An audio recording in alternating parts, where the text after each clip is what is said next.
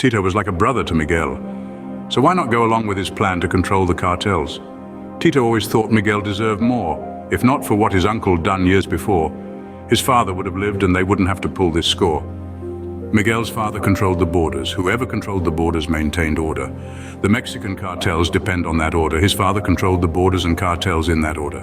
Miguel's uncle was the black sheep. He had no heart, it was buried deep. His brother saw no wrong in nothing he did. He loved his brother up to the end. When Miguel told Tito about the plan with Ike and how fast he could move weight, looking at Miguel with a short glance, he rubbed his head into a deep breath. Okay, let's do this, it belongs to you anyway. The first run was perfect, they thought. They didn't know one of the guys already talked. He was loyal to Rowell. He reported everything, even the plan to control the cartels. He had been planted in his crew for months by Rowell. He allowed the first run to go as planned. Didn't want anyone to discover his man. The next run was a total disaster. Tito was partying all night, got so drunk, got into a fight. He passed out in the truck with the drugs, losing time fast with his face covered in blood, woke up all of a sudden, truck face down in the mud.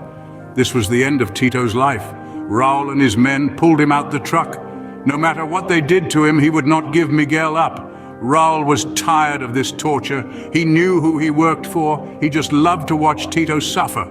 He grabbed a knife from the back pocket of one of the guys. Tito knew he was about to take his eyes. Everyone knew this was Rowell's calling card. Tito was swelling, squirming and yelling, taking his eyes was hard. Rowell admired Tito for not being a rat. Still, you stole my drugs, he said, and that's that. They took his body, put in the truck. Another guy with big muscle pulled up, took everything, but before he left, wished Rowell good luck, then drove away in dust.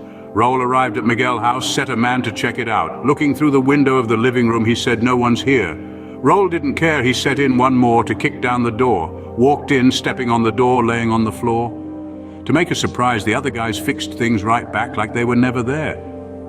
Miguel walked in his home looking at Rowell's stare, holding eyes and telling lies about Tito. Miguel didn't know what to think. Tito was his bro. He would never break. Rowell left with his men following behind. Miguel slammed the door, dropped to the floor with twisted stories going through his mind. Making calls, applying pressure, his time was running out.